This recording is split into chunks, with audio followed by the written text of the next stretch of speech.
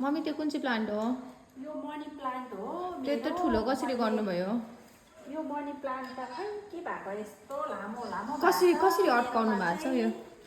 हो यो स्ट्यान्ड लगाएको सानो लगाएको थिएँ, अहिले ठुलो लाउँदा पनि लामो भइसक्यो। तपाईँहरूको चाहिँ कस्तो छ साथी हो? मेरो त यो त मनी प्लान्ट त के साह्रो हल्ली भएको, म त छक्कै परेँ यस्तो। मनी प्लान्ट हल्लली भयो भने त पैसा पुरा आउँछ अरे त मम्मी। खै त अन्त गाईको गाई छ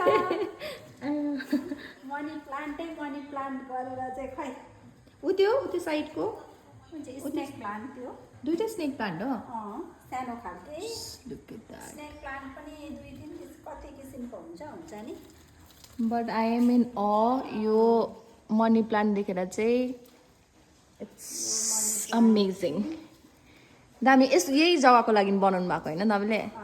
अलिक माथि लागि चाहिँ मैले बनाएको, तर 1 इयर पनि नभए कत्रो भयो यो मनी प्लान्ट त। म चाहिँ छक्कै परेँ।